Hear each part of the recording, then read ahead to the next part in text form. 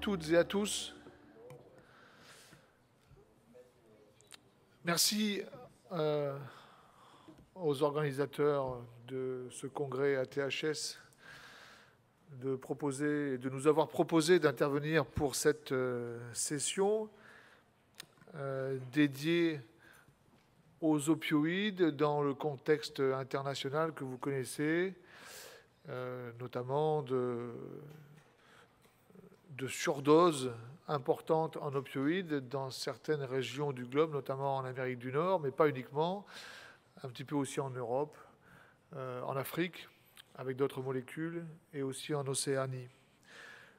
L'objectif de cette session est de refaire le point avec différentes interventions qui vont comporter des données internationales et des données françaises, et qui vont nous permettre de savoir si on peut essayer, nous, en France, de se prémunir d'un tel phénomène qui n'est pas encore installé et comparable à celui qu'on observe en Amérique du Nord, mais qu'il vaut mieux prévenir plutôt que guérir quand on voit les difficultés à mettre en place une réduction de ces overdoses.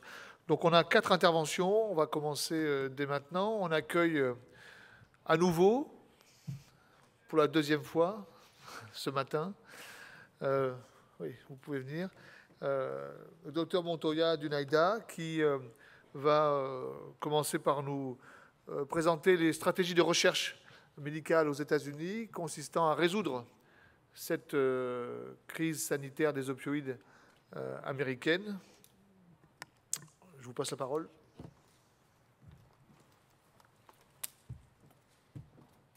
Okay. Well, here we go, the second time. Again, I want to thank the organizers for the invitation. It's always wonderful to come here, and the great hospitality of the group here is fantastic. So I'm going to talk about what is the situation of what is being called the opioid crisis in the United States, or the opioid epidemic, as the epidemiologists call it. And I'm just going to give very briefly some statistics and then mostly discuss what is currently being done. So this is the map of the United States, and this is a heat map, and what is being represented here in blue is like the estimated age-adjusted death rate per 100,000 people. And this is in 1999. Blue is colored like less than 2, and then it keeps increasing until it goes to red when it's more than 30. So here is 1999, and here is 2016. As you can see, most of the map of the United States is in red with very high age-adjusted death rates due to opioids. So with this information, and this is the number of people that are taking or misusing opioids in the United States. More than 10.3 million people of age 12 and older have been using opioids, and of those, 9.3 million people with pain relief misuse, 9.9 people pain relief misuse, and 97 of opioid misusers, about 506,000 people pain relief misuse and heroin use, 800,000 people with heroin use, and about 302,000 people with heroin use only. So those are like dramatic statistics. Perhaps the most dramatic of all of them and the most concerning of all of them is this figure that is representing the deaths per 100,000 population. So this is the deaths due to natural and semi-synthetic opioids like oxycodone, hydrocodone, heroin, and synthetic opioids like fentanyl. So those numbers are really a reason for big, huge concern in the United States. So what has been done? And so this is a press release that was just published on Thursday of last week. This is announcing to the world that NIH has now received $945 million in research to tackle the national opioid crisis through the HEAL initiative. A very large proportion of this money came to NIDA to support research looking at new medications to treat opioid use disorders. And this is what I'm going to be discussing. So there are approximately 375 awards that have been given to 41 states to accelerate scientific solutions. I think this is I know that I'm biased because I work in research, but at the same time, I think this is a very clever idea to tackle the epidemic by improving the funding and doing more research, looking at new treatments for opioid use disorders. So what is being done with all this money? And because that money is already, as of last Monday, all that money was already allocated, and research is now ongoing with that money. So it's, again, it's a significant amount of money that is not, this is almost $1 billion that is going to be carried out over the next 5 years. So it's going to be in total about $2.5 billion for opioid research and for pain research also. So that means that we are going to see a lot of new science that is going to be the result of all this funding. So what is all these projects have been funded through what is called the HEAL program. The HEAL stands for Helping to End Addiction Long Term, and this is a program that was developed by Francis Collins at the NIH level with, of course, NIDA's help, with Nora Volkow's help, and many of us have been involved in this program. And the idea is to have an aggressive trust-agency effort to speed scientific solutions to the national opioid public health crisis. It is built on extensive, well-established NIH research, including basic science, clinical studies to develop safer and more effective treatments for opioid use disorders and pain, and implementation science to develop and test treatment models. So this is a schematic view of the program. So this, as I mentioned, there are two areas. One is the pain management, and the other is treatment, improving the treatment of opioid use and misuse and addiction. And each one of those programs is accelerating the basic science and the clinical science for pain research. And for opioid addictions, we have expanding therapeutic options, new prevention and treatment strategies for opioids, optimize effective treatments, and enhance treatments for affected newborns, specifically for neonatal opioid abstinence syndrome. So what are we doing at NIDA? So those are the projects that NIDA is involved in. One, as I mentioned, is the expanding the therapeutic options for opioid use disorders and overdose. So I'm going to concentrate on discussing this program. That's what this is all. But we have also, through this program, have been enhancing the clinical trials network. This is a program that has been going on at NIDA for almost 20 years, and it's a network of many clinical investigators throughout the country doing mostly implementation and dissemination research. There's a very large program calling, the name is Healing Communities Study. It's a study at different states in the United States, working at the community level with the idea of disseminating treatments and improving the quality of the treatments in those communities. There's also a big project in the justice system. It's called the Justice Community Opioid Innovation Network. The acronym is JCOIN, and this is a large project in jails and the criminal justice system. There's also a program for prevention, and the last one is the Healthy Brain and Child Development Study. So maybe you have heard of the ABCD study that is being funded by NIDA in collaboration with other institutes. The ABCD study is the largest cohort study of adolescents looking at brain and cognitive development in adolescents and looking at the effects of drugs on the adolescent brain. So the Healthy Brain and Child Development Study is a similar study, but it's going to be a cohort of newborns that is going to be followed over time to do not only neurobehavioral testing, but also some brain imaging. And you know that it's very challenging to do brain imaging in newborns, but that's the idea of this very innovative and revolutionary study. So those are the big projects that NIDA is involved. And as I said, I'm going to be discussing the first one, expanding the therapeutic options for opioid use disorders. So as you most likely know, those are the FDA-approved medications for opioid addiction and overdose in the United States: methadone, buprenorphine in different formulations, sublingual, monthly injection, 6-month implant, naltrexone, oral and monthly. Lofexidine is an alpha-2 agonist that is approved in the United States and also I think in the UK, and naloxone, parental and intranasal naloxone. So we have the ones that are in red are medications that NIDA has been closely involved in the development and also in close interaction with the FDA. We work very closely with the FDA in trying to get medications approved for the treatment of opioid use disorders, and those are some of our accomplishments over the years.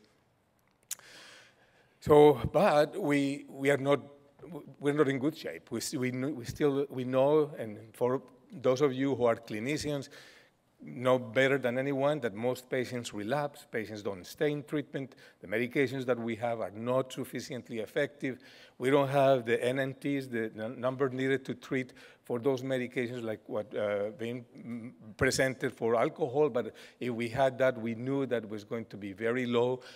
So we need new, more user-friendly formulations of the existing medications. We also need longer duration and more powerful overdose treatments. We also need new approaches to reverse respiratory depression. Respiratory depression is what kills the people who overdose with opioids, because the opioids in general have very little cardiovascular effects, except for the QT prolongation of some of them, but in general, the biggest concern is respiratory depression. The other area is immunotherapies or vaccines and monoclonal antibodies to prevent and treat opioid use and relapse and overdose, and develop new targets and approaches to treatment opioid use disorders. So I'm going to discuss each one of them in some detail, what right now is being funded. I just want to also say that my presentation is not going to include everything that has been funded. I'm just going to give you some idea of what is being funded, the research that is coming up, and some of the new studies that are being developed. As I said, this is something, the last group of grants was funded just last week, and I don't have all the data from all the grants in my presentation, but I'm going to give you a flavor of the most important studies that are being funded with this initiative. So first, it was a new formulation of existing medications. So the idea is to have, retention and treatment and treatment adherence to the medication is very low, and especially with the opioid antagonists like naltrexone. We know that oral naltrexone, the retention is very poor, and as a result, the long-acting formulation of naltrexone was developed as a relapse prevention in people who have been detoxified from opioids. And right now, through this HEAL initiative, we are funding 3 formulations of opioid antagonists. One is a 6-month naltrexone formulation. Some of you may be familiar with this. Naltrexone is developed by Go Medical Pharmaceuticals in Australia, and this is a study in collaboration with Columbia University. There's also another study with a 3 formulation of a naltrexone implant with a company called BioCorex, and a 6-month formulation of namelphine with a company, it's Titan Pharmaceuticals. Titan Pharmaceuticals is the company that worked with us previously in the development of the 6-month formulation implant of buprenorphine. So now they are working on the 6-month implant of the opioid antagonist namelphine. Now, long-term opioid receptor agonist, the work is being done on the weekly oral buprenorphine using a new technology. It's a pill that has like some physical properties that stay in the stomach longer. We know that buprenorphine has pretty low oral absorption, But through this approach, this physical approach, buprenorphine stays longer in the stomach, and then it's possible to have a treatment with on a weekly basis. Another study that is being funded and is currently going on is also a weekly formulation of the R-methadone. As you know, methadone has different isomers, and the R-methadone, which I think is available here in Europe, is safer than the regular methadone because it has apparently less QT prolongation. So with this formulation, we are taking advantage of a safer methadone and making it into a weekly formulation. The other approach is longer duration for more powerful overdose reversal formulations. That includes an intranasal formulation of namelphin opioid antagonist, and this is being developed by a company, Opiant, that is a company that I was working before with a company that developed the intranasal formulation of naloxone, and they work very closely with us. Now we are working on this project with them in developing this intranasal namelphin. It is naloxone. One of the problems of naloxone when you treat patients with opioid overdose, especially in those cases where they overdose with fentanyl or drugs that are more potent or have longer effect, is that the effect of naloxone is very short.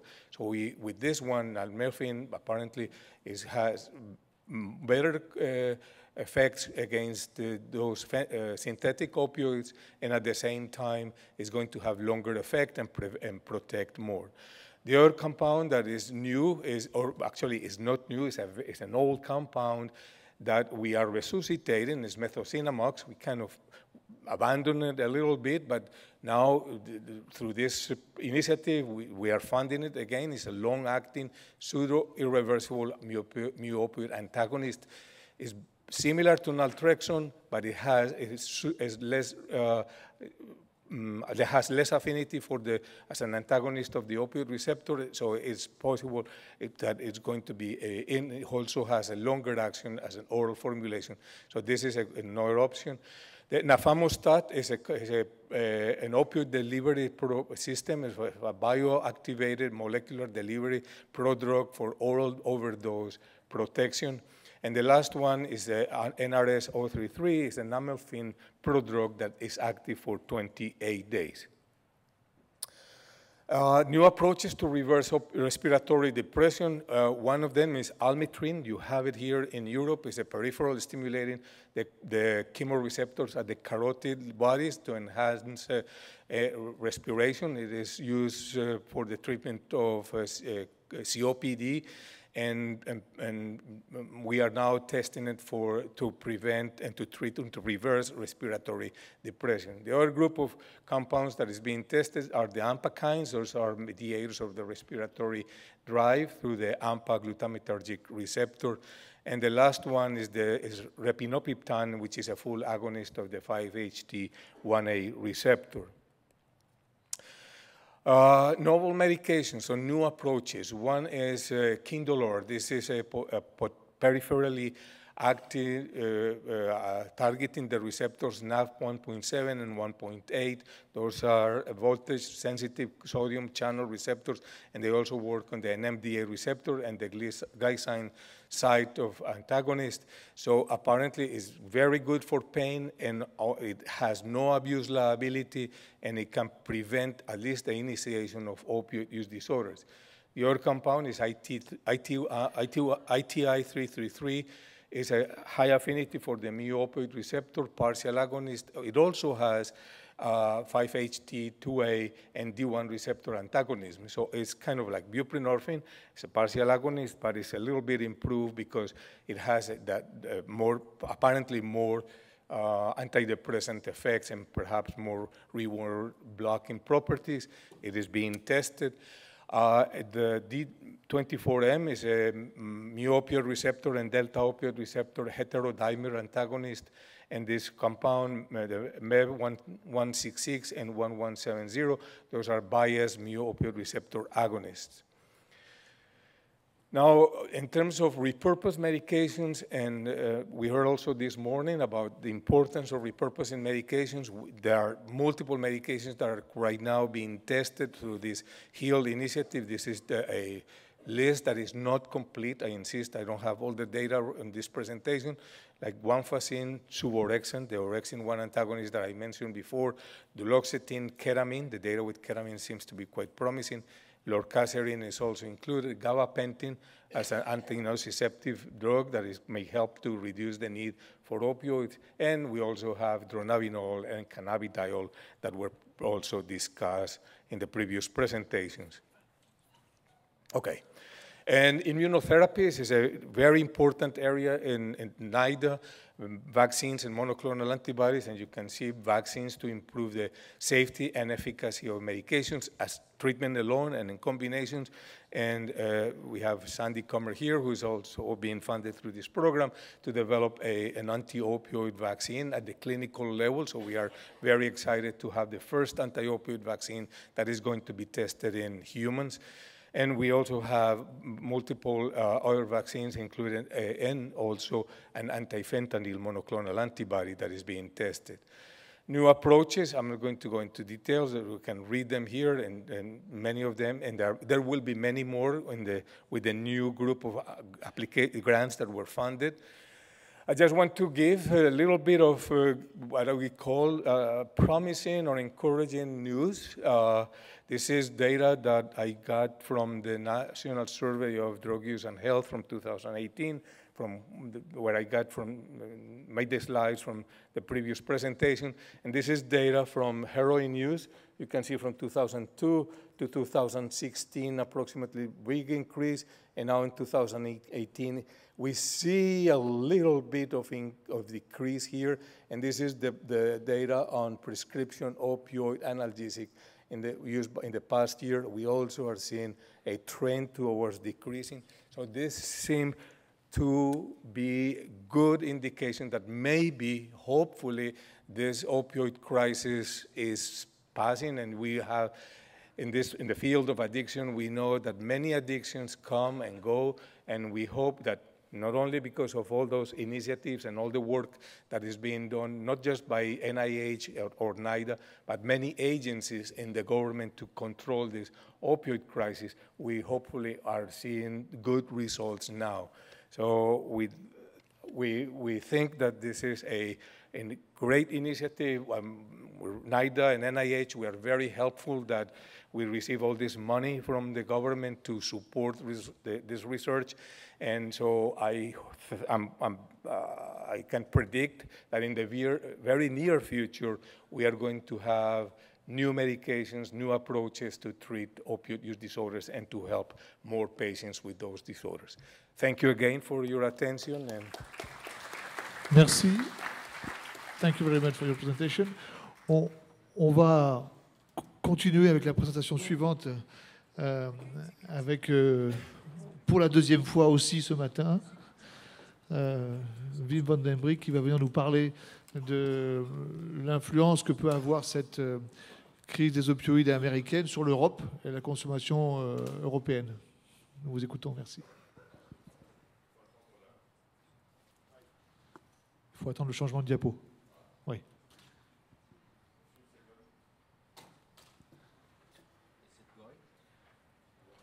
No, it's okay. Just wait.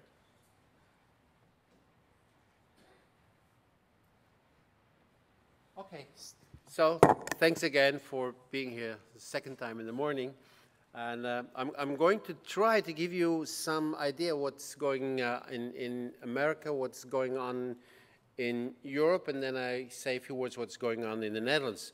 Why do I end with the Netherlands? Because I have the best overview there, so I'm very curious what I can see in France, and we have speakers that will talk about the situation in France. So let's move on very quickly. Here it's important that you know that I have contacts with the pharmaceutical industry, including, but after the epidemic started, including companies that were strongly involved in the opiate epidemic, like Mundipharma. But I'm also involved in the advisory boards of Opiant Pharmaceuticals that is actually working on finding solutions. So You have to take that into account if I talk to you. So, first of all, I would like to say what I'm going to talk about. I would like to summarize the American situation in terms of use, abuse, treatment, and overdose deaths. Then move to Europe as far as we know the data from Europe. Also in the same terms in the use of prescription opiates and other opiates, abuse, treatment demand, and overdoses, and then to the Netherlands, and then see whether we can find similarities, differences, and whether we can explain these similarities and differences. Oh, this is... So this is the situation in the United States, and this is just a picture that shows the increase of consumption of prescription opiates over the period between 1980 and 2015. And here you see the United States, here you see Australia, and here you see Europe. We're very modest in terms of the use and the prescription of prescription opiates. If you look at the United States, and I think for me this was quite shocking to know that in the United States in 2015, actually the last year prevalence, the number of people who were using prescription opiates in the United States was 40%, 92 million people. And in terms of misuse, it was about 12.5 million. So I will show the data of Europe and the Netherlands also, but I was quite shocked that 40% of the adult population in the last year was using a prescription opiate. And then you see an increase in the use of prescription opiates in the US, and that goes together with an increase of heroin overdose here, but it started with an increase in prescription overdose deaths.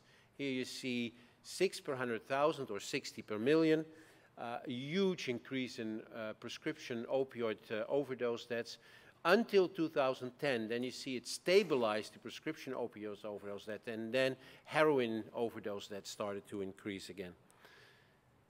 This is on a broader scale what you see in the number of deaths from opioid drugs in the United States. You saw in 2002 it was 12,000 people. It went up and up and up and up, and by now, actually, in 2017, it was about 60,000, which means, because 60,000 but it means about 170 every day. So these are huge numbers in terms of opiate epidemic and opioid crisis. This is a crisis.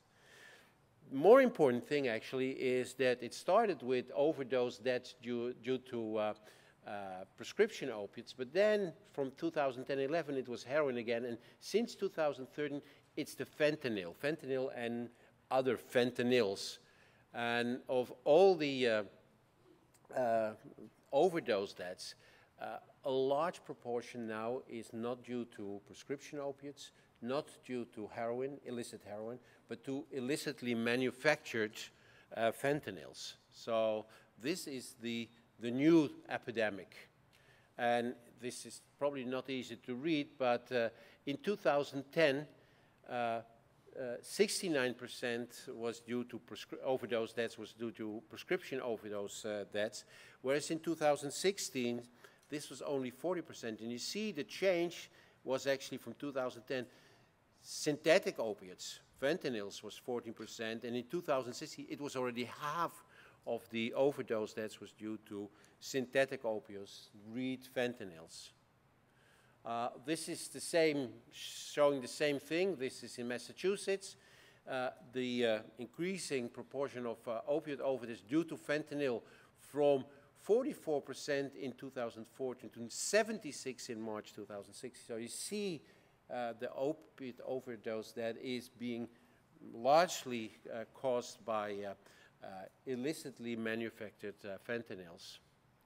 So that's the summary. Since the late 1990s and the early 2000s, enormous increase in prescription opiates use in the USA. In 2015, almost 40% of American population was using an opiate and 4% of the population was misusing. Since 2010, heroin, and since 2013, fentanyl are replacing prescription opiates in especially the number of overdose deaths. So how did that develop further? This is Canada. You see the same dramatic situation, and here again what you see is the enormous increase of fentanyl. Fentanyl also. Fentanyl was involved in 68%, 2/3 of all the opiate overdose deaths. So what is the European situation? This is the same data that I showed for America and Australia and Europe. And you see here, you see a little bit more other things. You see the world is here, Europe is here, and you see there is differences. The UK, you see quite a lot of prescription opioids. Germany, less than Netherlands and Finland. If you go to, these are data, I couldn't find any more recent data, 2012, that was already in the upgoing use of prescription opiates. You see that for Europe, one more, for Europe you can see that we had 12,000 daily doses in 2012 of all opiates, and oxycodone was about half of that. In the United States, you see it's about 4 or 5 times as much, and that is also true for oxycodone, and in Canada it's about 3 times as much in Europe. So we're happily lagging behind in Europe, at least in 2012. If you look not at the prescription of prescription opiates, but in the number of high-risk opiate users, I can say from the EMCDDA that the conclusion is that the number of high-risk opiate users is stable at a rate of about 0.1 to 0.6% of the population. So no increase of the number of high-risk opiate users in Europe. If you look at the number of overdose deaths in Europe, I think you can see from here that it's all, let's see, go back.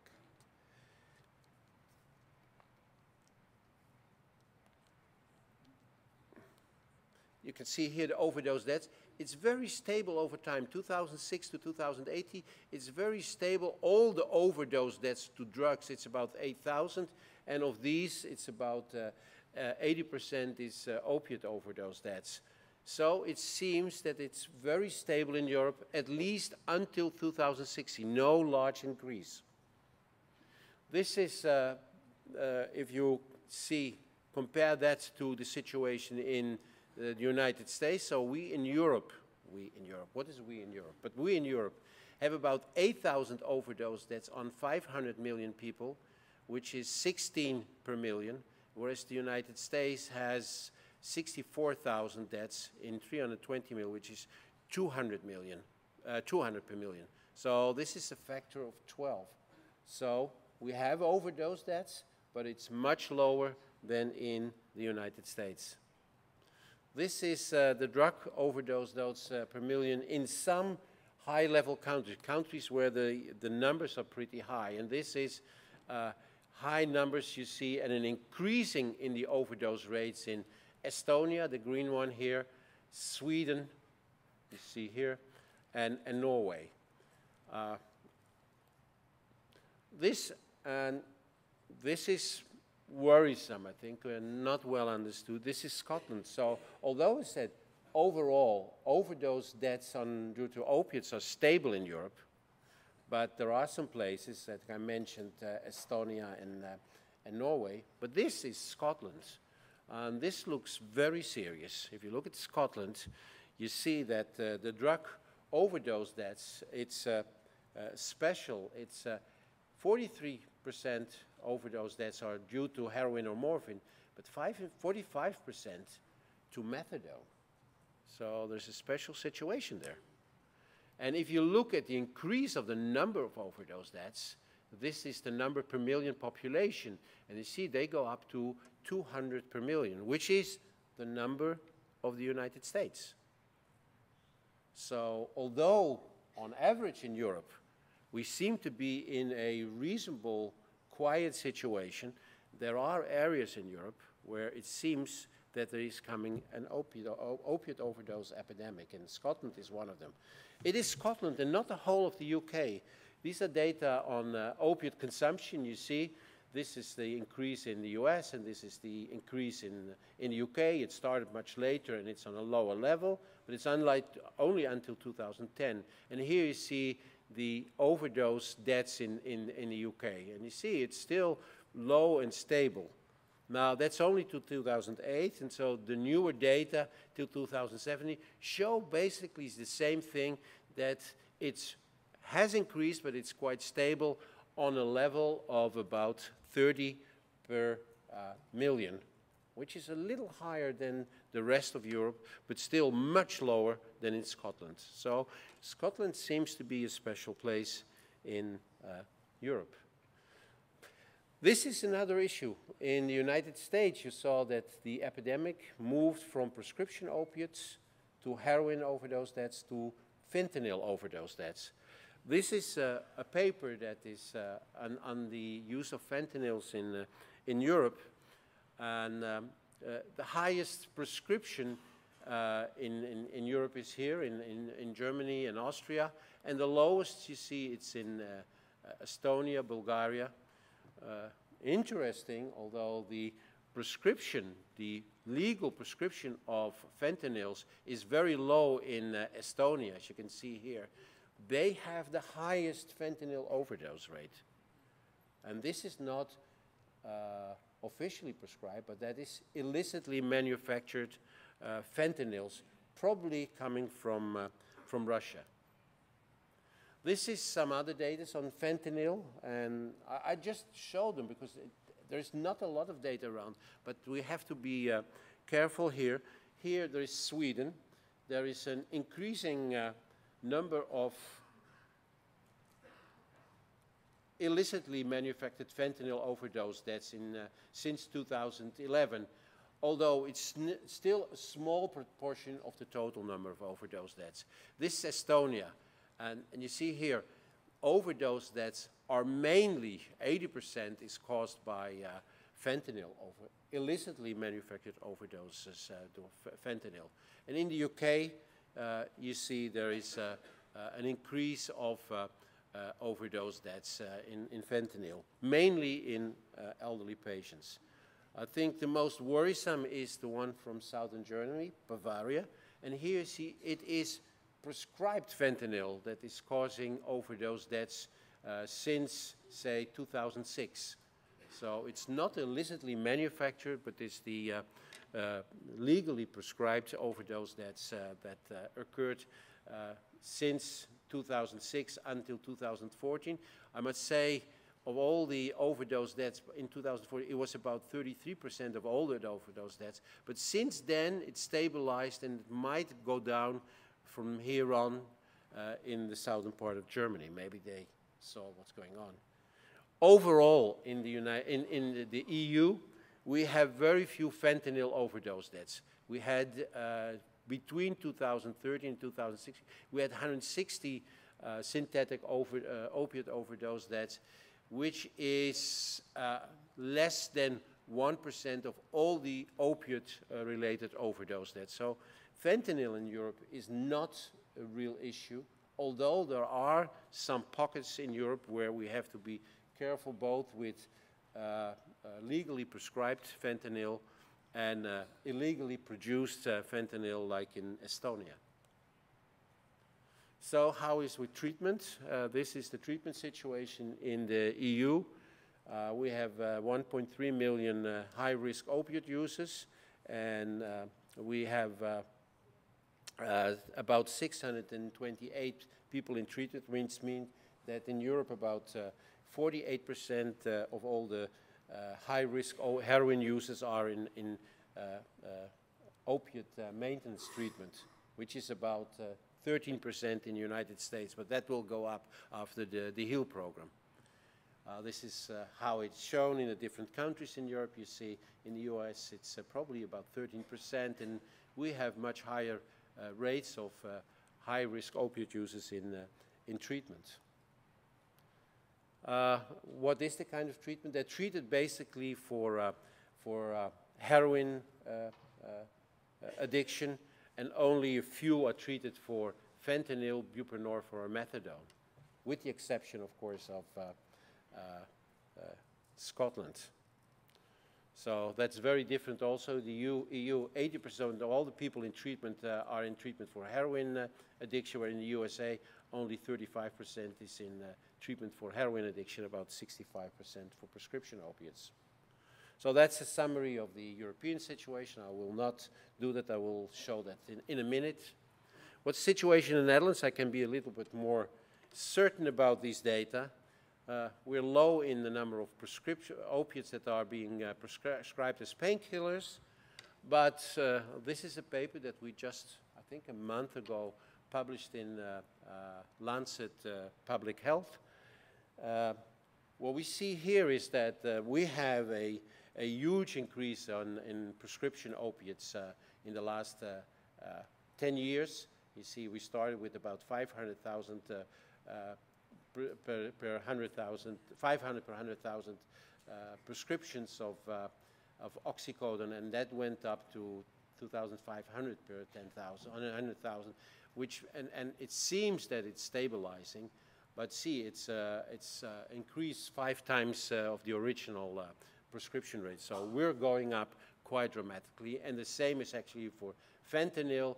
Fentanyl is going up with a factor 2 from a total of 500 to about 1 million people using. If we look at hospitalizations, the people who come to the hospital for an opiate intoxication, you see, we also see a problem. Like for heroin, we don't see many more patients. It's stable, the number of people who come to hospital with an overdose or an opiate intoxication. The number of people coming with prescription opiates is actually increasing quite dramatically in the last, say, 5-6 years. So I think there's a clear signal there. If you look at the numbers that are in treatment, we don't see a large increment in contrast. We see a reduction of the people in treatment, in number in treatment for heroin dependence. It's slowing down gradually from 70 per 100,000 to now about 45 or 50 per 100,000. But you see there is an increase in people who come for opiate dependence treatment due to prescription opiates. Now you have to be careful. This is the y-axis runs from 0 to 800. Here it runs from 0 to 6. So it's a small increase, but it's a signal. It's a signal that we see these people now, and we see them increasingly. And finding here, you see the mortality caused by opiates in the Netherlands. And you see for heroin, the red one, it's very stable. Low numbers of overdose deaths due to heroin. But you see, since 2014, we see an increase, not dramatic, it looks very steep, but the absolute numbers are relatively small, but you see an increase of overdose deaths. Of course, you have to take into account that we're an increasing population, but this is reported by 100,000, so that doesn't, and we have an increasing elderly population, so that might be also one of the reasons. But it's more likely that we're really starting to see more overdose deaths due to prescription opiates. So,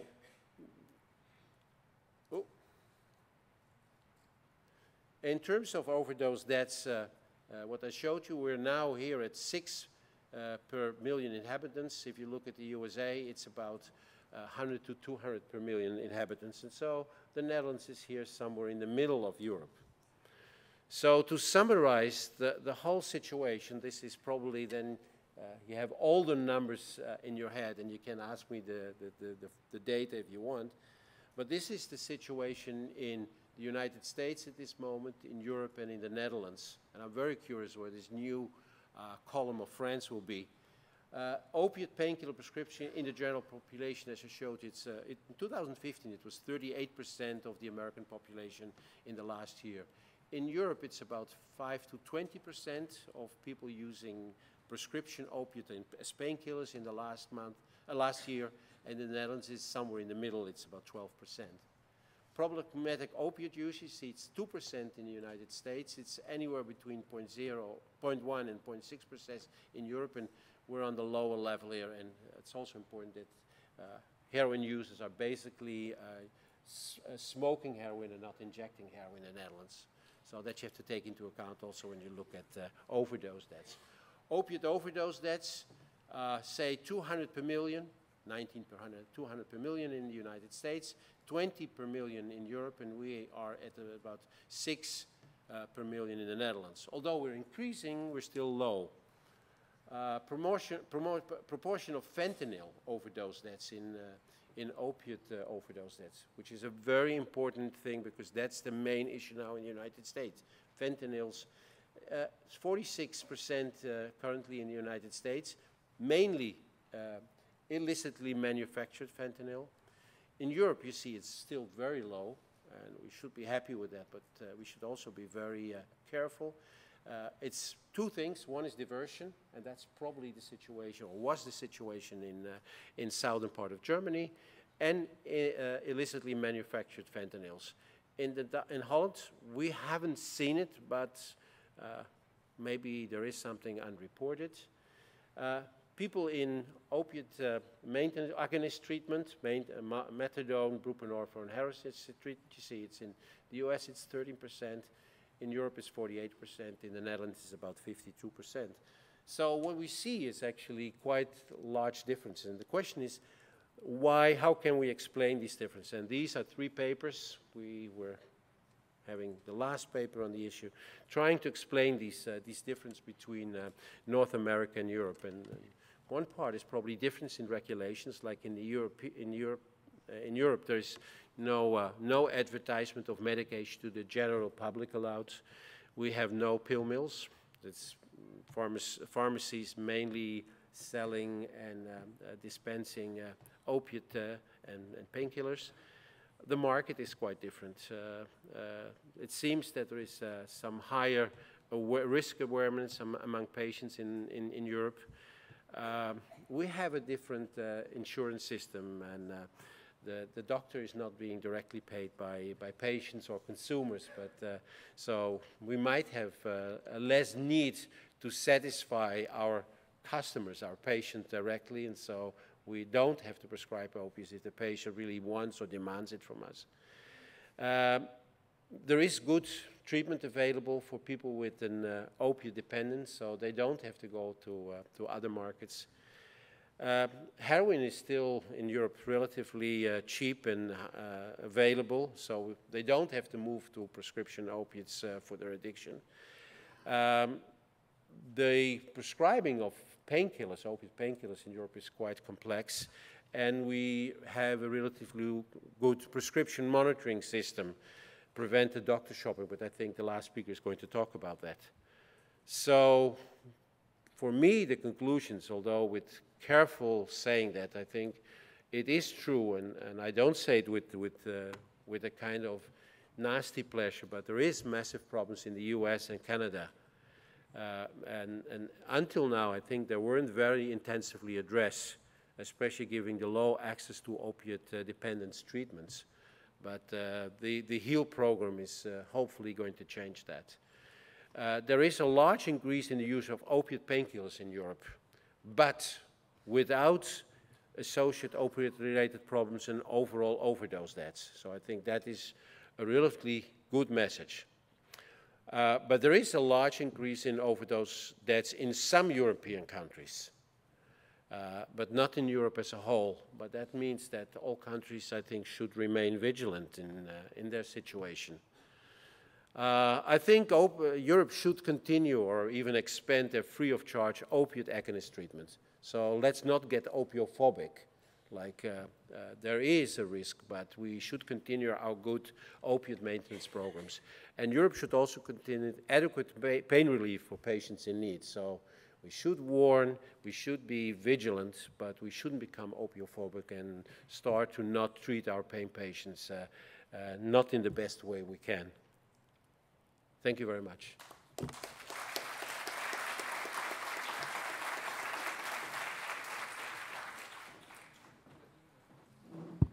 Cette excellente présentation. On va continuer avec le professeur Nicolas Authier, qui va donc nous évoquer la problématique française. Merci, Maurice. Donc on va continuer à parler des opioïdes, plus spécifiquement des antalgiques opioïdes et des données françaises qui, vous allez voir, sont en perspective de ce qui a été présenté, notamment par Wim van den Brick en termes d'évolution des consommations.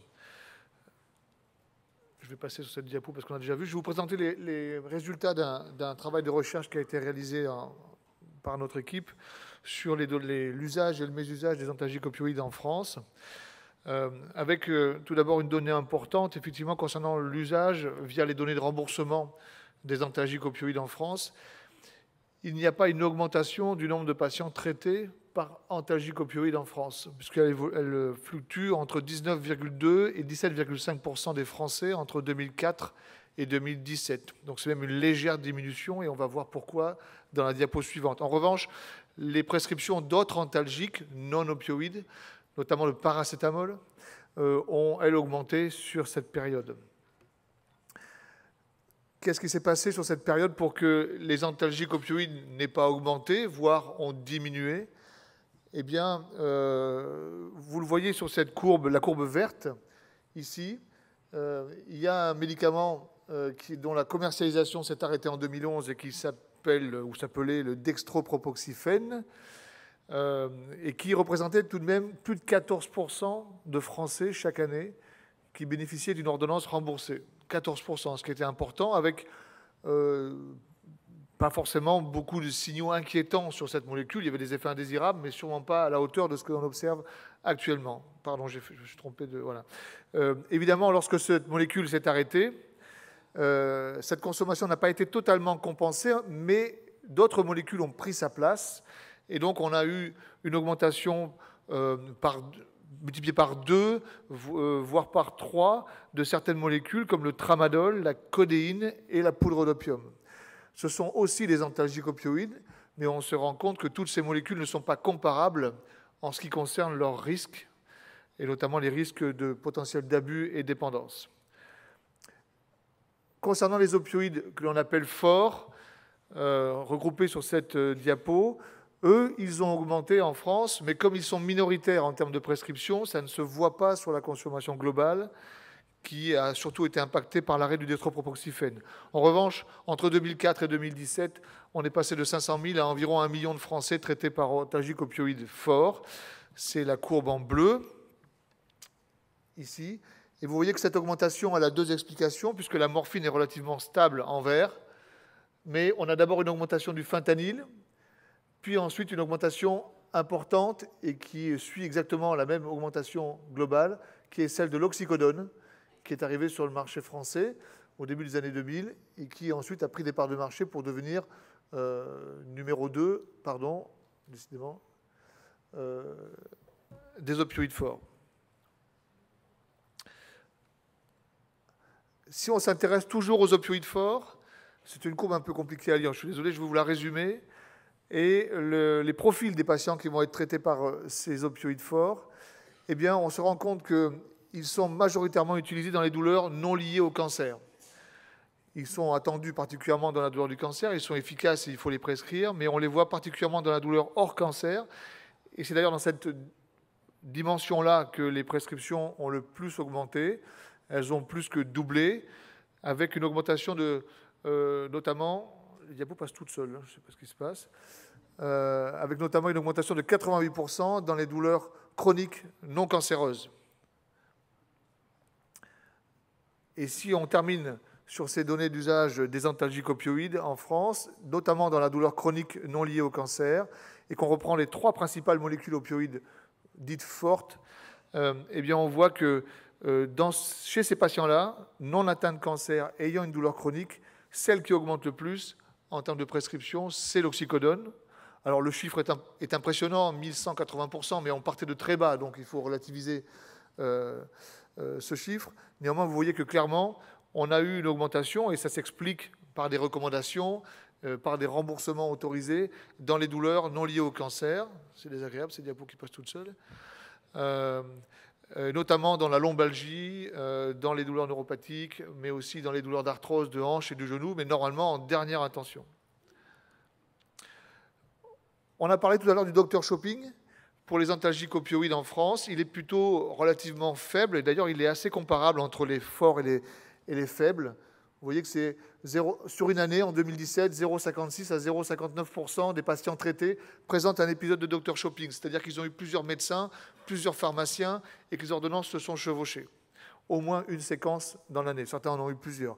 Ce n'est pas forcément très important, mais si on rapporte au nombre de Français traités par ces médicaments-là, sachant que c'est probablement sous-estimé, eh bien, c'est au moins 70 000 Français qui ont des épisodes comme ça de doctor shopping, donc potentiellement d'abus de ces médicaments. Quels sont les facteurs associés à ces comportements de doctor shopping avec les antalgiques opioïdes, globalement? Eh bien, on retrouve l'âge, plutôt les sujets jeunes, moins de 65 ans. Alors, dans la littérature, ils disent moins de 45 ans, mais généralement, ça fait grincer des dents. Alors, nous, on a choisi moins de 65 ans. Plutôt les sujets qui ont des situations précaires. Ça, c'est mesuré plutôt avec l'existence d'une CMU complémentaire ou non sur les bases de remboursement. L'existence d'un cancer aussi est un facteur associé. L'existence d'un trouble mental. Oh, je suis désolé, je ne sais pas ce qui se passe. L'existence d'un trouble de l'usage des opioïdes aussi. Et enfin, une prescription associée de benzodiazépine. Tout ça est associé à des profils qui sont plus à risque de faire du doctor shopping, donc d'abuser de ces médicaments. Et puis enfin, concernant les décès chez ces patients-là, on retrouve 3 fois plus de risques de décès chez les patients qui ont des épisodes de doctor shopping dans l'année, mais aussi quasiment 3 fois plus de risques de décès, toutes causes confondues. On ne peut pas identifier si c'est une overdose. 3 fois plus de causes si les patients sont traités par des posologies élevées, notamment supérieures à 150 mg équivalent morphine par jour. Alors, il y a un rapport qui, pour compléter ces données-là, je vous présente quelques données, mais très brèves, parce que je pense que Michel Malarrey va en parler ensuite. Il y a un rapport qui a été publié par l'Agence du médicament cette année, en février 2019, et qui reprend les différentes données relatives à la surveillance, à l'addictovigilance sur ces médicaments. Tout d'abord, pour rappeler que la part des déclarations d'effets indésirables de type addictovigilance liées aux antalgiques opioïdes augmente chaque année. Vous voyez l'évolution en rouge de la courbe entre 2006 et 2015. Et les 3 principales molécules concernées sont 1, la morphine, 2, le tramadol, 3, l'oxycodone, avec une spécificité sur la morphine quand même qui est liée au fait qu'il y a un usage hors AMM, hors autorisation de la morphine qui est fait en France, sur prescription, dans le cadre d'une... Je ne suis pas sûr qu'on puisse parler de substitution, mais en tout cas d'un traitement de l'addiction à l'héroïne, et donc qui est associé à des risques plus importants et donc à des déclarations plus importantes, notamment en termes de complications infectieuses et thrombotiques.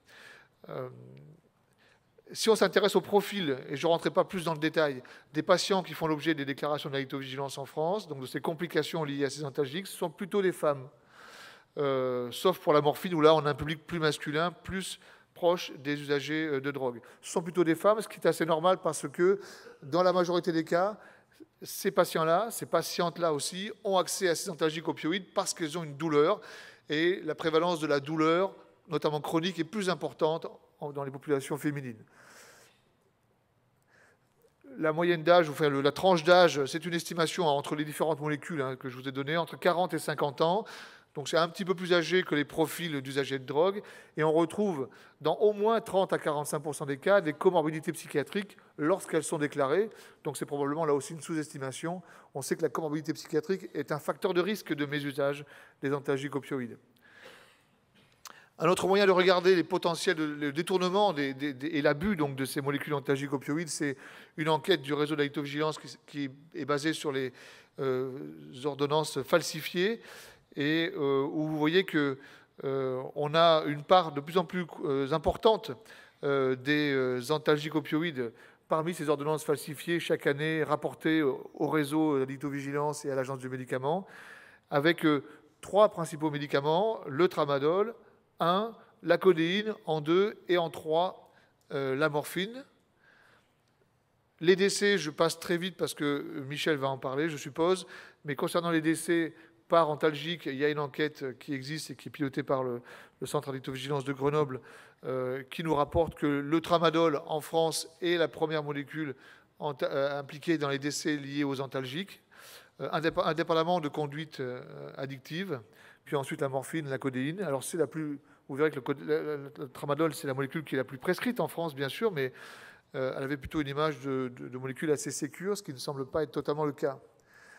Si on s'intéresse aux données de pharmacovigilance, dans la base nationale de pharmacovigilance, il y a des cas qui sont rapportés avec des overdoses qui sont mortelles ou pas. Toutes les overdoses sont collectées ici. Et vous voyez l'évolution du nombre de cas rapportés au taux de notification annuel de pharmacovigilance.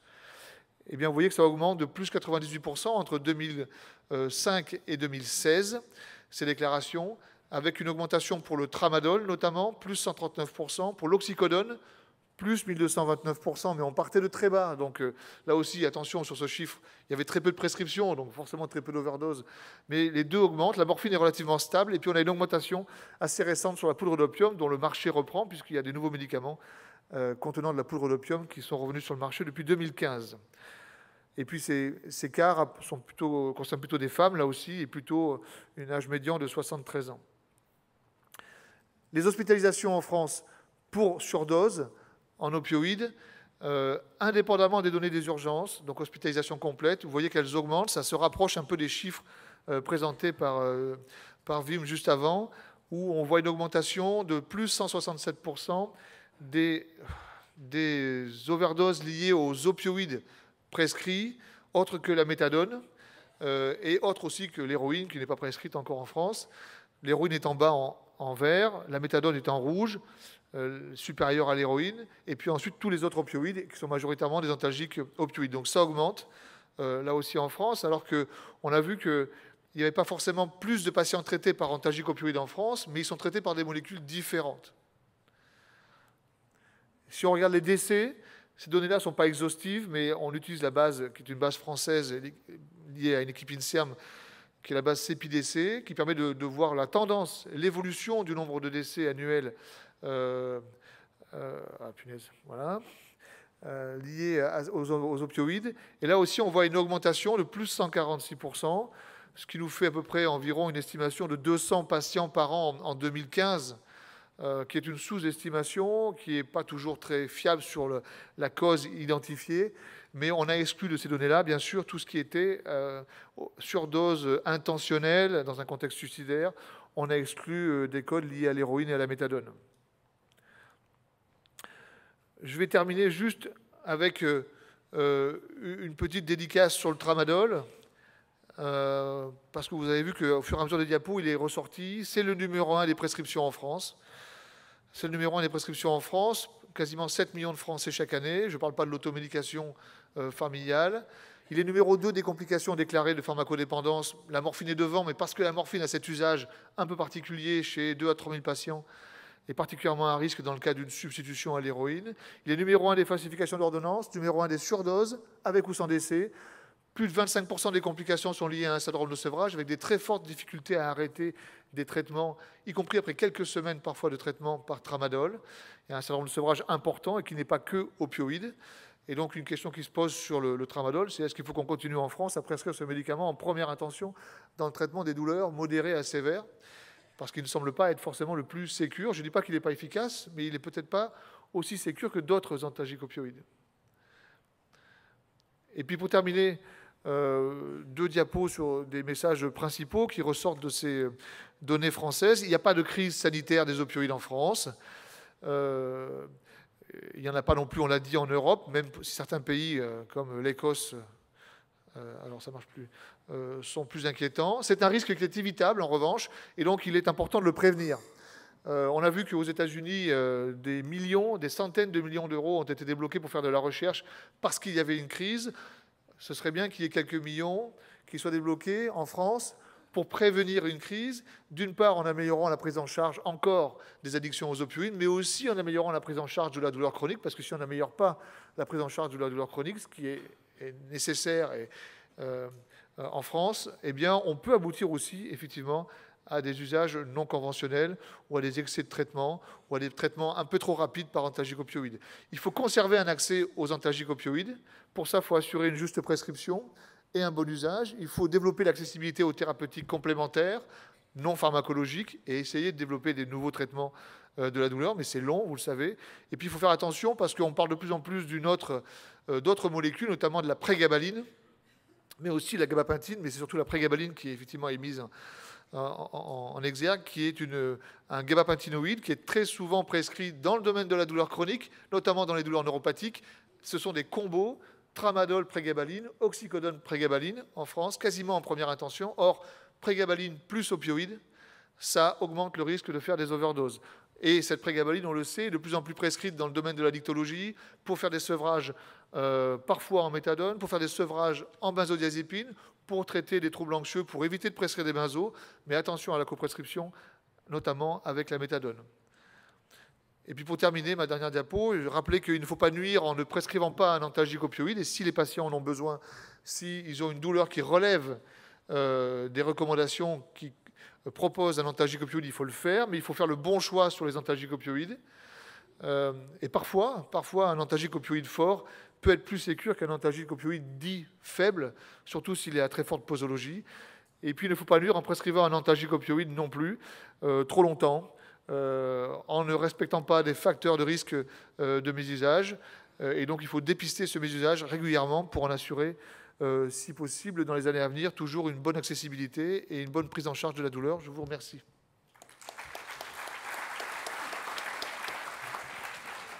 Merci Nicolas, tu nous as fait gagner quelques minutes et on va pouvoir donner la parole à Michel Malaret pour justement évoquer le système d'addictovigilance français. Michel, c'est à toi. Merci. Effectivement, je vais essayer de montrer l'apport que peut donner l'addictovigilance, donc la surveillance des substances qui entraînent l'addiction, notamment pour la crise opioïde, mais quelles sont les implications cliniques en pratique qui peuvent aboutir à cet intérêt. Donc, l'échange, c'est vraiment l'ADN du réseau de cette addictovigilance. Et donc, c'est tout à fait important d'avoir ces échanges dans les deux sens pour essayer d'avoir des informations et de les échanger pour mieux préciser ce qui se passe réellement en France. Et donc, comme la notification n'est pas suffisante, il est important d'avoir tous ces suivis qui, soit en regardant la prescription, les ordonnances falsifiées, les ordonnances sécurisées détournées ou qui ont une moins bonne prescription, les données d'enquête auprès des XAPA, par exemple, des centres de suivi des patients addicts, et puis aussi donc, les cas de décès, et enfin les données de l'assurance maladie. Donc ces échanges sont importants pour croiser les données, pour détecter des signaux, pour évaluer, mais aussi pour proposer des mesures réglementaires. Pas en faire trop, par exemple comme pour la néphopam et savinorine, qui ne posent pas de problème majeur, mais aussi des propositions qui peuvent être intéressantes et qui peuvent montrer les problématiques, comme pour le kratom ou les fentanyloïdes. Suivre les mesures et informer toujours. Donc, quelles sont les différentes données qu'il faut débattre pour cette information, cet échange entre addictologues et addictovigilants? Eh bien, c'est tous les aspects que l'on peut rencontrer dans cette problématique. Et, par exemple, commencer par des cas cliniques où vous pouvez être impliqué. Et je prends comme exemple ce patient qui est sous méthadone et qui fait une hypoglycémie symptomatique. Que faire? En parler? Est-ce qu'il faut faire un bilan particulier? Puisqu'il n'y a pas d'hypoglycémie signalée dans le résumé des caractéristiques du produit. Non, c'est gélule. Eh bien, en fait, il y a des cas dans la base française de pharmacovigilance, addictovigilance, d'hypoglycémie, mais finalement, il n'y a pas assez de données pour modifier l'information, et donc, vous pouvez être finalement avec un cercle vicieux, vous ne voyez pas qu'il y a d'hypoglycémie sous méthadone, alors que finalement ces cas peuvent survenir, et c'est pourtant un effet de classe opioïde qui survient même chez le non-diabétique dès 40 mg par jour. Donc ce n'est pas un cas, une éventualité fréquente, mais ça peut arriver. Et donc cette c'est connu que l'hypoglycémie est favorisée finalement par les opioïdes parce qu'elle réduit la réponse adrénalinique à une hypoglycémie. Donc c'est vrai qu'il faut connaître cette information pour la travailler et éventuellement même dans la mortalité sous méthadone, envisager que l'hypoglycémie a pu participer à cette mortalité. Deuxième cas clinique qui peut être intéressant, effectivement, c'est les torsades de pointe, l'allongement du QT. Et vous savez que c'est un effet de classe partiel des opioïdes. On le connaît bien pour la méthadone, mais par exemple, l'opéramide qui est abusé, l'imodium qui est beaucoup plus abusé dans d'autres pays, eh bien, peut induire lui aussi des allongements du QT et torsades de pointe. Et de même, à un degré moindre, l'oxycodone peut augmenter l'espace QT. Donc, il est important d'avoir des informations et donc de les recueillir et notamment de déterminer parmi les cas que vous nous signalez, les cas d'addiction primaire et les cas d'addiction secondaire après consommation d'héroïne. Il est très important d'avoir cette information et probablement ce retard d'information de différenciation entre dépendance primaire et dépendance secondaire fait qu'on prend l'information avec retard, le phénomène est décrit trop tardivement, alors qu'on se rend compte que dans l'Exapa, finalement, de plus en plus, des patients addicts primaires aux opiacés sont pris en charge et montrent bien que cette problématique a été un peu sous-estimée auparavant. Pour les vieilles substances, mais les nouveaux problèmes, la folcodine, eh bien, on n'a pas d'explication pourquoi des personnes meurent sous folcodine.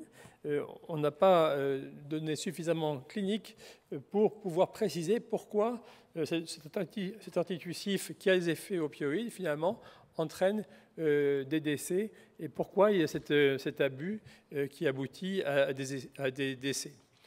Et puis, actuellement, en France, il y a bien sûr une part importante, et c'est fort heureux, d'usage de MSO. Donc, pour la substitution à l'héroïne, par exemple, eh bien, il faut savoir que dans d'autres pays, le kratom, donc cette plante, peut être utilisée comme alternative au MSO et peut tout à fait augmenter, au point qu'aux États-Unis, il y a 91 essais qui sont attribués à cette substance, à cette plante et cette agoniste opioïde, et il est signalé comme un possible participant à la crise opiacée, à un degré moindre, mais elle existe. Et vous voyez que même en France, c'est une enquête de Caen qui montre que les notifications augmentent et il y a des cas d'abus de kratom en France qui peuvent participer à un abus d'opioïdes.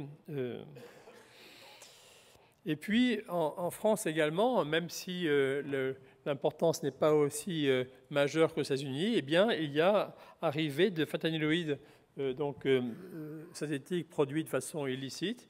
Et on voit qu'il y a des cas où, malgré les recherches par différents laboratoires, on ne trouve pas la substance qui est responsable du coma opioïde.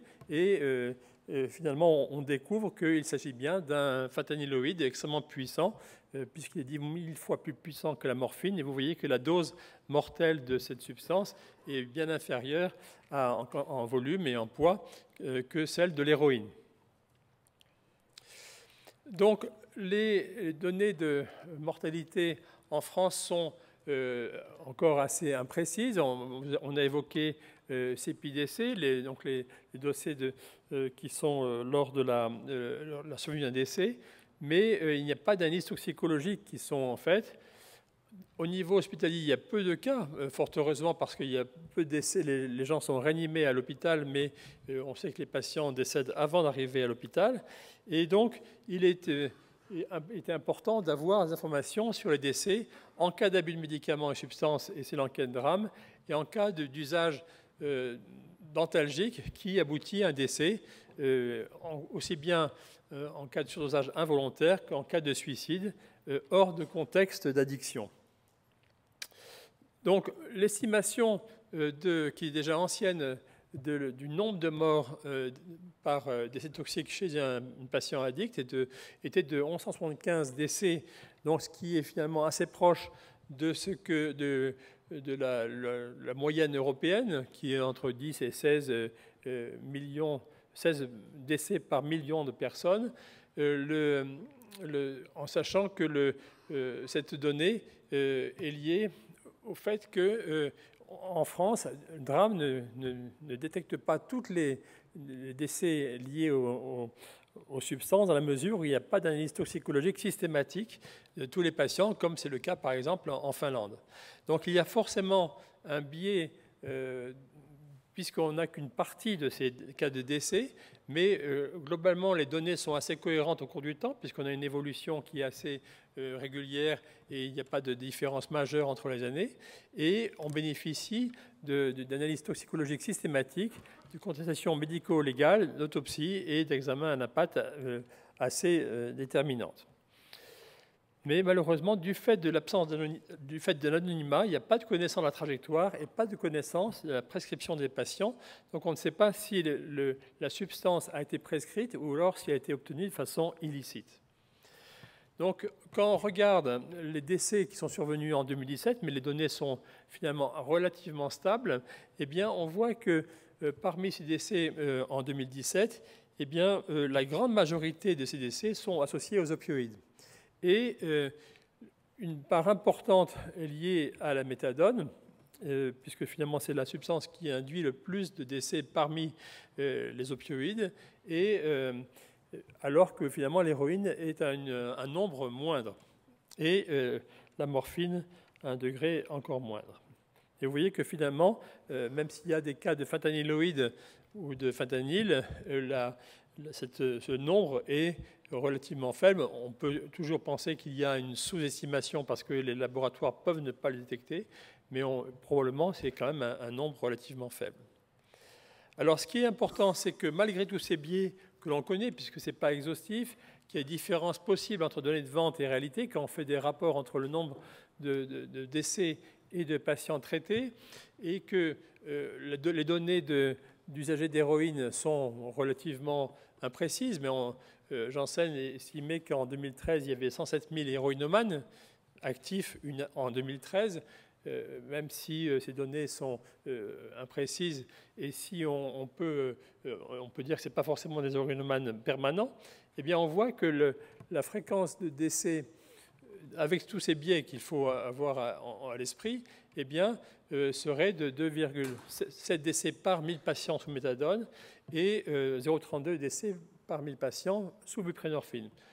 C'est assez logique qu'il y ait cette différence, puisqu'on sait que la buprenorphine est un agoniste partiel. Alors, c'est très difficile d'extrapoler et d'essayer de comparer avec la morphine, qui est effectivement largement utilisée dans le cadre d'une substitution officieuse, notamment le sulfate de morphine.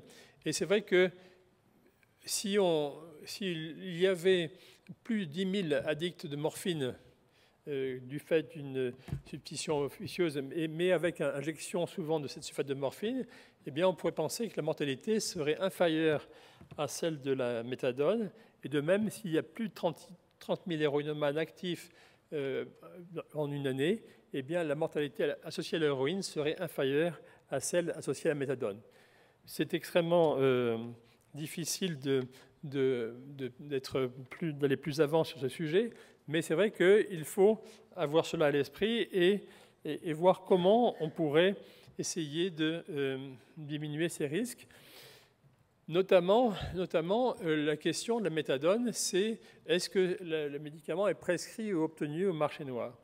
Et c'est avec une des réponses que l'on a grâce à l'enquête Oppidum que vous faites lorsque vous participez à cette enquête faite par les CEIP, eh bien on se rend compte que la méthadone est obtenue illégalement dans 12% des cas chez des patients qui viennent d'Alexapa et dans une moindre mesure, puisque les cas rudes, c'est uniquement 9% de l'enquête Oppidum, eh bien on voit que cette obtention illégale de méthadone peut être aussi une raison de survenue de décès avant la prise en charge par des centres spécialisés. Donc c'est vrai que dans ce cas, puisqu'on n'a pas les données très précises de ces données, puisqu'on ne sait pas si le médicament est prescrit ou obtenu au marché noir, eh bien, il faut avoir finalement une prévention aussi bien d'une prescription raisonnable et contrôlée et suivie, et aussi d'essayer de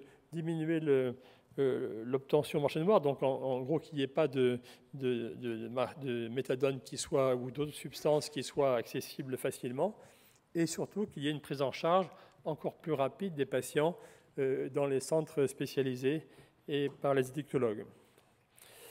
Ce qui est intéressant aussi, dans les décès survenus, et lorsqu'on peut essayer de déterminer le rapport par millier d'habitants, eh bien on se rend compte qu'il y a des zones où il y a beaucoup plus de décès, et ça peut être tout à fait important, dans des départements ruraux comme la Somme ou la Haute-Loire qui sont fléchés. Et donc, la question, est-ce que c'est un biais parce qu'il y a une analyse toxicologique plus efficace et que donc il y a moins de personnes qui passent à travers l'analyse toxicologique post-mortem?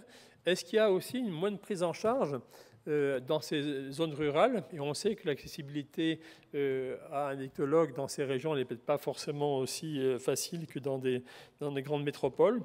Et donc, ça justifie qu'il y ait aussi des préventions renforcées dans des zones où manifestement l'accessibilité aux médicaments de substitution est moins importante.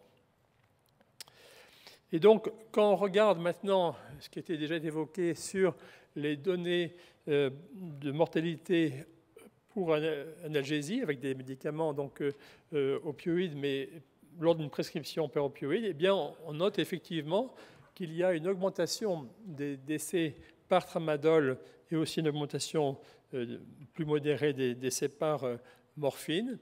Mais on voit surtout qu'il y a une augmentation des décès par oxycodone qui donc peut être inquiétant et qui donc justifie une prévention plus importante à ce niveau-là.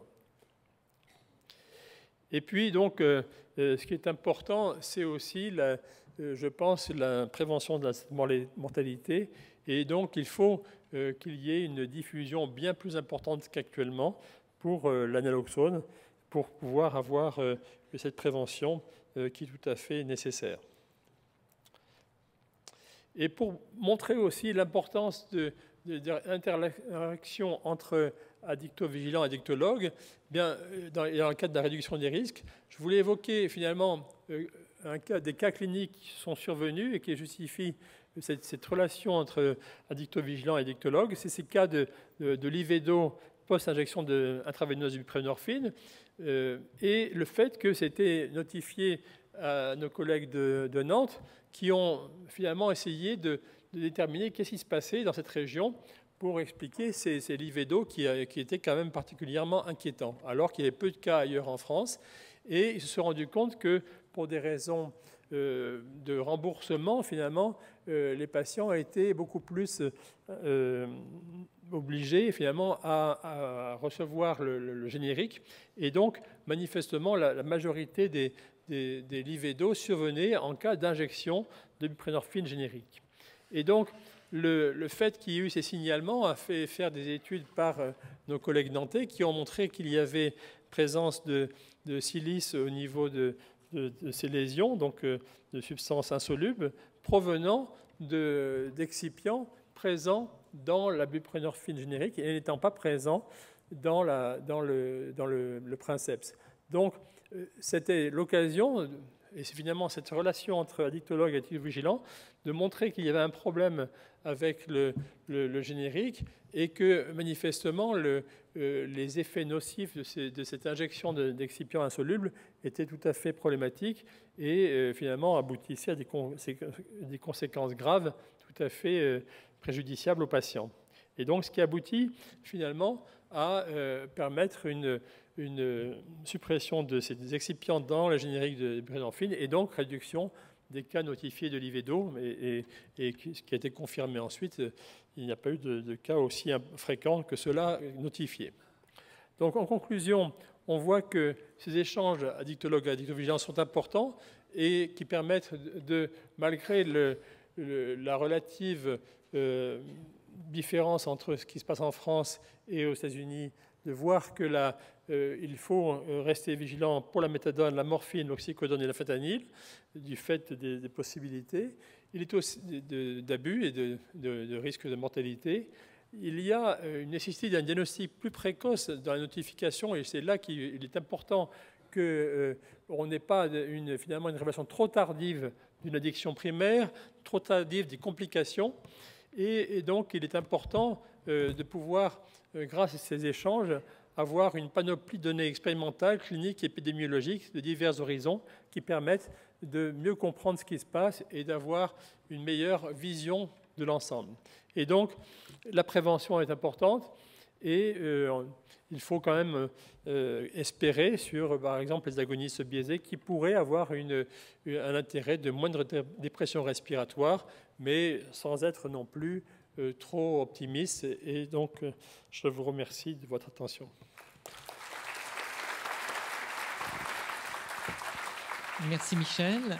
On va donc prendre quelques minutes, le temps nous est compté, pour justement commenter les différentes présentations. S'il n'y a personne dans la salle qui a une question, moi j'en ai. Justement, je vais poser une question transversale qui va permettre justement de balayer les différents aspects. Alors, on est très impressionné, Yvan, par l'investissement qui est fait actuellement par le gouvernement américain pour justement la prise en charge de cette crise des opioïdes. On voit qu'il y a un nombre de molécules considérable qui apparaît avec beaucoup de choses très sophistiquées. Mais est-ce qu'aujourd'hui, on met en place, on accompagne aussi, c'est-à-dire tout le dispositif d'accès, puisque finalement, d'avoir des médicaments, c'est une chose, mais permettre aux personnes d'en bénéficier, c'est encore mieux, je dirais. Et aujourd'hui, on voit bien, même pour les traitements de substitution aux opiacés, on voit bien que la couverture américaine reste relativement faible par rapport à l'Europe. Et aujourd'hui, c'est comment finalement, non seulement donc promouvoir bien entendu cette pharmacologie, mais surtout la mettre à disposition à ceux qui en ont le plus besoin. Et dans le même sens, je vais demander aussi du coup à Wim de commenter. On voit bien qu'aujourd'hui, il y a encore quelques années, beaucoup n'y croyaient pas, bien entendu, à l'évolution d'une crise américaine en Europe. Et aujourd'hui, on voit bien, et c'est ce qui a été aussi montré par Michel Malaret, qu'on a des signaux. On voit bien qu'on manque d'exhaustivité, vraiment on manque d'exhaustivité. Peut-être que les Américains sont meilleurs que nous, d'ailleurs, pour l'évaluation du processus. Et en tout cas, c'est un processus qui est très rapidement évolutif. On voit bien qu'on a toujours un peu de retard par rapport à les évolutions, d'où l'importance d'avoir un système de vigilance qui permette justement de surveiller et finalement de mettre en place des mesures adaptées. Et alors justement, Wim, dans ce que tu nous as montré, où il y a clairement des endroits en Europe, comme l'Écosse ou l'Allemagne, où on voit clairement donc il y a des évolutions qui n'étaient pas forcément anticipées il y a encore quelques années. Comment on peut expliquer? Est-ce qu'il y a des éléments de similitude entre les deux pays qui permettent finalement d'expliquer cette évolution? Et on le voit bien, même qu'au-delà de l'Europe, on voit bien qu'il peut y avoir des différences dans l'intérieur d'un pays, comme l'a montré Michel. On voit bien qu'il existe une épidémiologie qui elle-même peut dépendre d'une écologie finalement qui peut là aussi donc changer la donne. Wow. So to answer the first part of your question, Maurice, I think I agree with you. We can have all the science and we can have all the medications, but if the health system is not responding to address the issue, then we are not going to have any impact. So, you know, it's a political issue. In the United States, there is a movement right now towards more like individualized approaches instead of more like social approaches, as we all know. So the idea of in Europe having most countries having a public health system that supports the treatment of all individuals, I think makes a big difference. In the United States, one of the problems that we have is that, and the trend is moving towards more health insurance, private health insurance, and less of this type of public health system. So the access to treatment is very, very limited. And we have something that, when I mentioned this to colleagues in Europe, they can't believe that there are waiting lists for example, for methadone treatment. people that can, even having insurance, they can have access to treatment, or for buprenorphine, or the limitations that exist for treatment of buprenorphine. So the health system is unfortunately designed in a way that, in my view, is not going. We can have all this research, but it's not going to. It's not helping to. Or that could help even more to address this opioid crisis. So we had a different system with more public health, more prescription monitoring, for example, more electronic health records that can anyone have access, and better access to treatment. I think the situation would be very, very different. So that's kind of my politically correct response, okay? Well, the other question was, what was the... exhaustivity of the information. Seems that oh, yes. a very nice database. Yeah, I think, well, what I see the contrast between the United States and Europe is the quality of the information. So I think that we have a big difference. I think we can see that Vince's presentation is pulling data from different places and trying to make a story. And France has systems, but I think the data that we have in the US is quite strong, although it's not as good as data that especially have in countries where they have the public health system and there is data more comprehensive about the quality of the nature and the quality of care. But I think having this data is very useful in terms of the pharmacovigilance and being able to monitor the evolution of this epidemic. I also think that one of the things that perhaps was not mentioned here was part of the issue in the US with fentanyl, which is causing most of the deaths associated with opioids right now, is a market factor. And there is a big influx of illegal fentanyl that is very cheap, that the claim is that it's coming from China, is very, very cheap. And so drug dealers are mixing the heroin with fentanyl, and fentanyl is 1,000 times more potent than morphine. So people are using what they think is morphine, but it's illegally laced with fentanyl, and then they are not prepared to address a fentanyl overdose. And the other reason is that many people that entered into this opioid epidemic entered via the prescription opioid use. So they are not the professional drug addicts that were in the streets that know more pharmacology than us. They know how to monitor their doses of heroin. Those are relatively naive people that when they couldn't get their prescription opioids, they went and started buying heroin, and that heroin was laced with fentanyl, and that caused their death. So I think that's a big factor. Perhaps the market has not come into Europe with this type of fentanyl. That's my theory, and that may be the reason why you don't have that. Perhaps the places where they see the fentanyl peaks is because markets, or there are some dealers that are getting into those markets. That's why we need pragmatic strategies. Right. Yeah, I fully agree with that.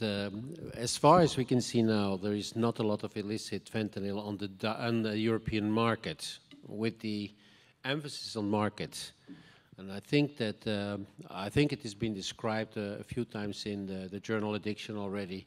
They say in the near future there will be no heroin anymore, because heroin, you know, it is a natural product or a semi-synthetic product, and the production is dependent on situation and countries where there is war, there is insecurity. Then you have to traffic it, and it's quite bulky. And so if you think about organized crime that fentanyl or carfentanil is so much easier to produce. You're not dealing with unstable governments. You're not dealing with complex trafficking. You're not dealing with bulky substances that are being caught easily. So there are people who think that within the coming years, heroin will not be the illicit drug anymore, but it will be one of these fentanyls or many of these fentanyls. And we have to hope that that will not happen, or that consumers, patients are getting better aware. But as you said, now it's mixed with heroin or mixed with cocaine, actually. And that makes it for users very, very risky and unpredictable. So the only place now that we see it really is in Estonia. And but I think we have to be very careful. And with regard to the data, I think it's amazing how little. I was searching for the EMCDDA. Actually, the EMCDDA is made to collect all this international information. But if I see what I can find about the Netherlands, it's almost nothing, and we could collect the data. If you can see what you can collect in France, it's more than you can find in the EMCDDA data. So there's really a call for EMCDDA to have a better and closer monitoring together with the local organizations or the national organizations to get better data, because we do have reasonable local data, but they're not integrated on the European level. At least not to the detail that we actually use in this developing epidemic, or maybe not epidemic, but it's. I think we would like to have these data better coordinated. On va s'arrêter là. Merci beaucoup pour ces présentations. Merci beaucoup, Boris, pour cette question. Et excusez-nous pour le retard. Et puis on passe la main à la session d'après. Merci, messieurs.